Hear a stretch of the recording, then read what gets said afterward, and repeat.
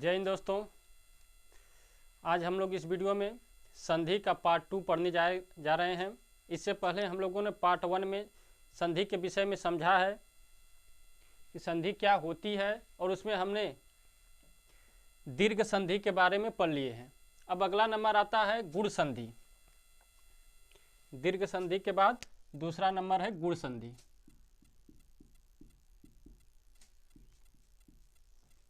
जिस प्रकार हमने दीर्घ संधि में संधियों को 3 स्टेप में कर रहे थे, उसी तरह से हम आगे भी जो बची संधियां हमारी हैं उसमें भी हम 3 स्टेप में ही करके हम देखेंगे। ठीक है। तो गुण संधि का एक नियम क्या है कि अगर अ और आ के बाद यानी पहले वर्ण में आ हो और दूसरे वर्ण में क्या हो ई उ और री हो तो क्या आएगा ए ओ औ। ठीक है। जैसे गुण संधि में पहला वर्ण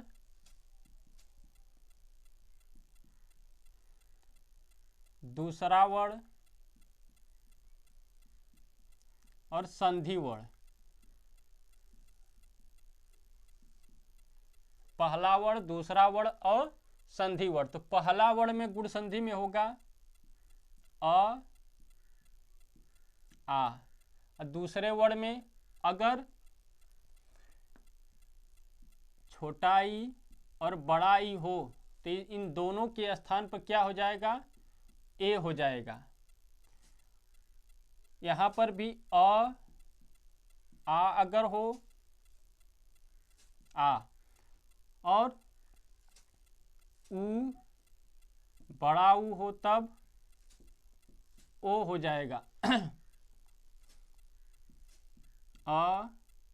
आ के बाद री आए तो अर हो जाएगा। ठीक है। अब ध्यान से देखिएगा, गुण संधि के लिए बताया गया कि पहला वर्ण का जो अंतिम अक्षर होगा वो अ या आ हो, दूसरे वर्ण का जो पहला अक्षर होगा या तो ई हो या फिर बड़ा ई हो, तो इन दोनों के मेल से जो बनेगा वो ए बनेगा। दूसरे में अ आ यानी पहले वर्ण का अंतिम अक्षर अ या आ हो और दूसरे वर्ण का पहला अक्षर उ या बड़ा उ हो तो इन दोनों के मेल से जो नया वर्ण आएगा वो ओ आएगा। आगे कहा गया कि पहले वर्ण के अंतिम अक्षर में अ आ हो और दूसरे के पहले वर्ण में ऋषि हो री, तो इन दोनों के मेल से अर बनेगा। ठीक है। यही कॉन्सेप्ट है, यही सिस्टम है गुण संधि का और इसी को हमको समझना है। अब 2-4 उदाहरण देखते हैं फिर बात क्लियर हो जाएगी। जैसे एक उदाहरण ले लेते हैं,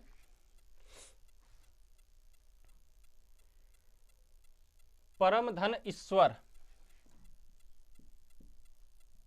परम धन ईश्वर। ठीक है।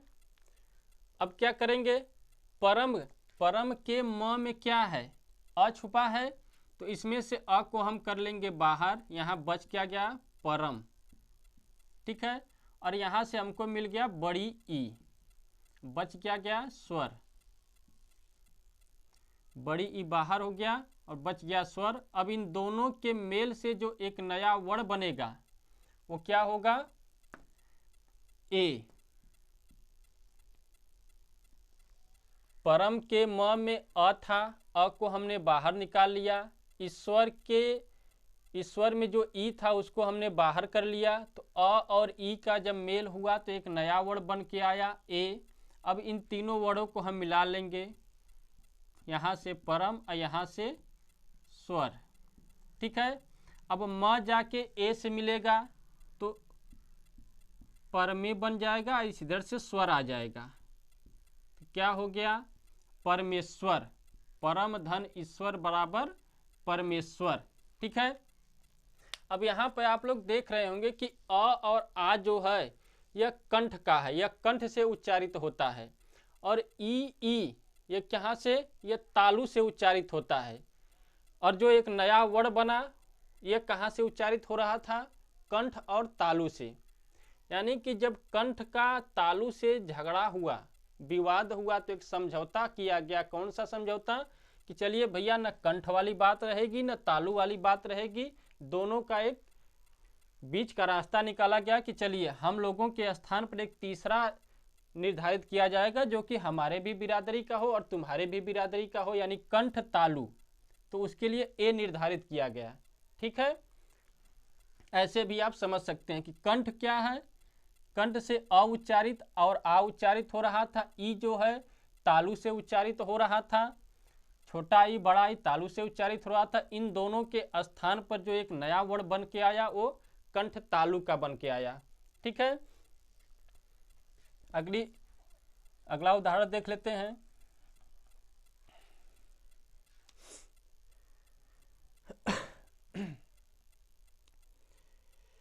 पर धन उपकार, पर धन उपकार। अब देख रहे हैं पर के र में क्या है, अ है, यहाँ से अ निकल गया, यहाँ से उ आ गया, यहाँ बचा क्या, पकार। यहाँ पर बच गया जो कि र हलंत हो गया। क्यों? क्योंकि अ उसमें से निकल गया। अब इन दोनों के मेल से जब नया वर्ण बनेगा वो क्या बनेगा, ओ बनेगा। अब ओ क्यों बन के आया, इसके पीछे भी रीजन है। अभी बात हुई अ और आ कहाँ से उच्चारित हो रहे थे, कंठ से। उ कहाँ से उच्चारित हो रहा है, ओष्ठ से। इन दोनों के मेल से जो नया वर्ण बना वो कौन सा था, कंठ ओष्ठ था। यह कहाँ से उच्चारित होता है, ओ कंठ और ओष्ठ दोनों से, कंठोष्ठ से। यानी कि इन दोनों में जब संधि कराई गई तो एक बीच का रास्ता निकला, ओ कंठोष्ठ। ठीक है, अब मिला देते हैं पर धन पकार। अब र जाके ओ से मिलेगा तो परो बन जाएगा, यहाँ से पकार आ जाएगा, क्या बन गया, परोपकार। पर धन उपकार बराबर परोपकार। ठीक है, अगला उदाहरण देख लें।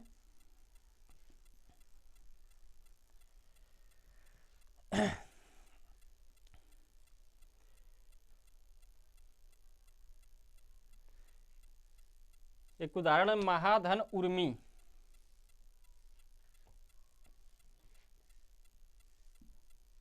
महाधन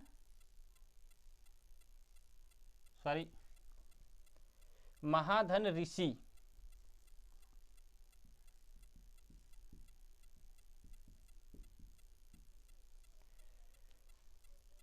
महाधन ऋषि। अब महाधन ऋषि, अब यहाँ से महा के ह में क्या है, आ है, और यहाँ से री मिल गया, बचा क्या यहाँ, सी, और यहाँ पे मह बच गया।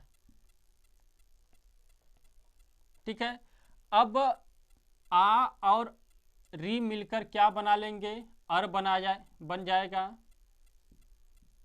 अर। ठीक है, अब मह यहाँ से मिल गया और सी यहाँ से। अब इन सबको मिला लेंगे, ह जाके अ से मिलेगा तो ह अपने आप में पूरा हो जाएगा, यह मह बन गया। अर जाके स के ऊपर उड़ जाएगा, यानी ऊपर हो जाएगा, र बन जाएगा। ऐसे महर्षि, महाधन ऋषि बराबर महर्षि। ठीक है,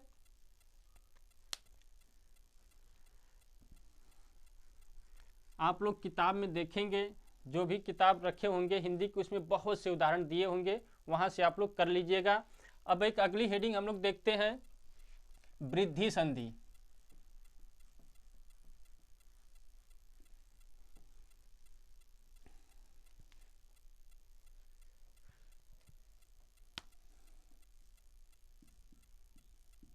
वृद्धि संधि।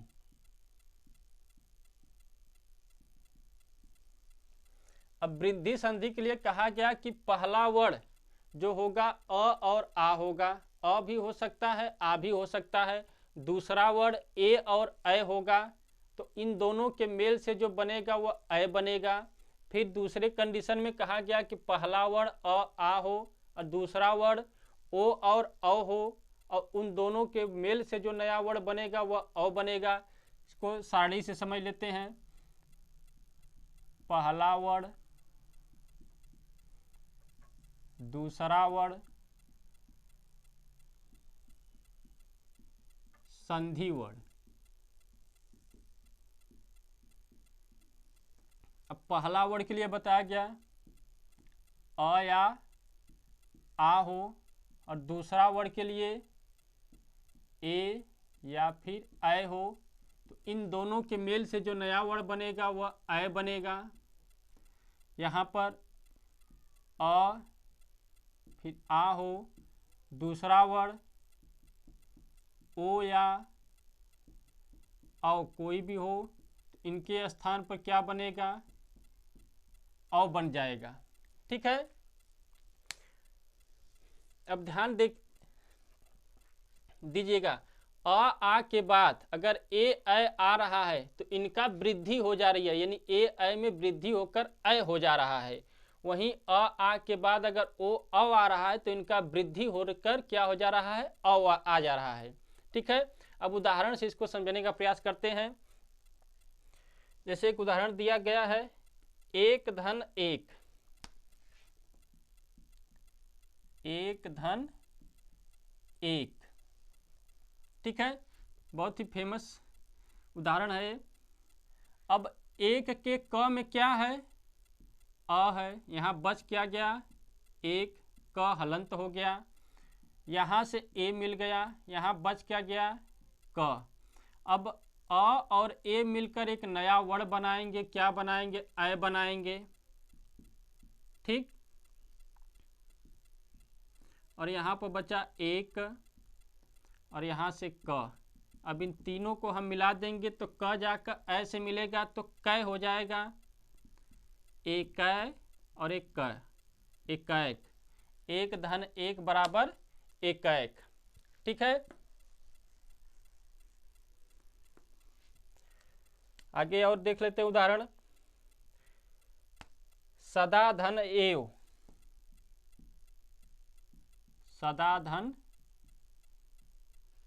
एव।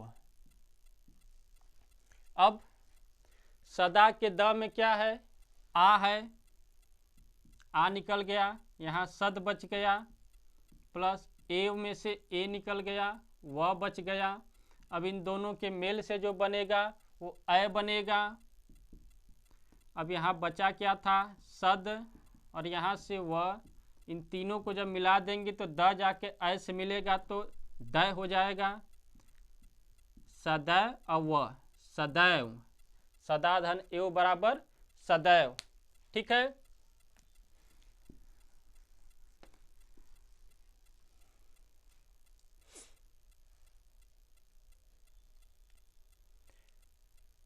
एक उदाहरण है वन धन औषधि,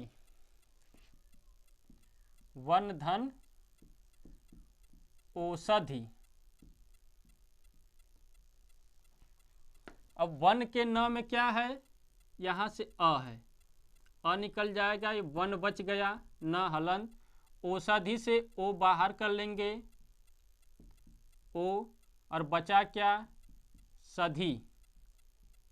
यहाँ पे सधी बच गया, वो बाहर निकल गया, अ और ओ के मेल से जो नया वर्ण बनेगा औ बनेगा, औ। अब मिला लेते हैं, यहाँ से वन, यहाँ से सधी। ठीक है, न जाके औ से मिलेगा तो नौ बन जाएगा, वनौ और ये सधी। क्या हो गया, वन धन और औषधि बराबर वनौषधि। ठीक है, एक ठो उदाहरण और देख लेते हैं।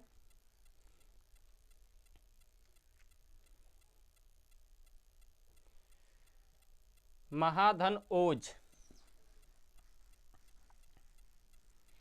महाधन ओज।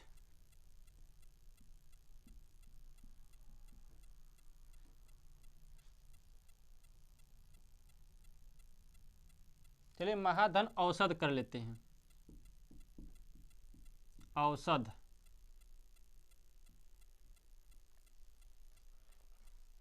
ठीक है, अब महा के ह में क्या है, यहाँ से आ मिल जाएगा, औषध में औ मिल गया, और यहाँ बचा क्या, सध, और यहाँ मह। ठीक है, अब आ और औ मिलकर क्या बना लेंगे, अपना औ। अब मिला लीजिए, मह धन सध, ह जाके औ से मिला तो हव बन गया, महौ असध, महाधन औसत बराबर महोसध। ठीक है, तो संधि करना तो हम जान गए। अब थोड़ा सा इसके बारे में हम समझ लेते हैं कि संधि विच्छेद कैसे करते हैं। ठीक है, वृद्धि संधि में संधि विच्छेद, जैसे अब कोई उदाहरण ले लेते हैं।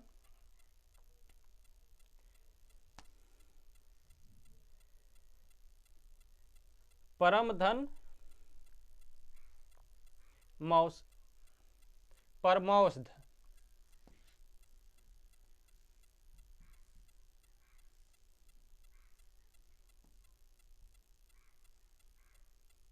परमौषध। ठीक है, अब इन सबको हम अलग अलग पहले कर लेते हैं, वर्डों को तोड़ लेते हैं। यहाँ से प से क्या मिलेगा, प धन अ धन र धन अ धन म धन औ धन स धन अ ध अ। ठीक है, इतने वर्ण मिलकर क्या बने थे, परमौषध। ठीक है, अब यहाँ से हम देखेंगे कि संधि हो कहाँ रही है।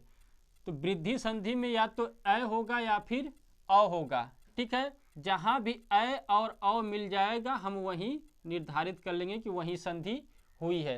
तो यहाँ पे हमको अ मिल गया। इससे पहले के वर्ड क्या है, उनको एक तरफ कर लेते हैं, परम, यहाँ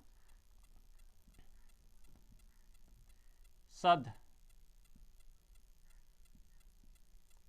ठीक है, अब औ किन वर्णों से मिलकर बना होगा, अस और ओ के मिलने से भी औ बना होगा, आ और ओ के मिलने से भी औ, औ के मिलने से औ, या फिर आ औ के मिलने से औ बना होगा। तो अब निर्धारित करना हमको है कि एक हमको सार्थक शब्द बनाना है। ठीक है,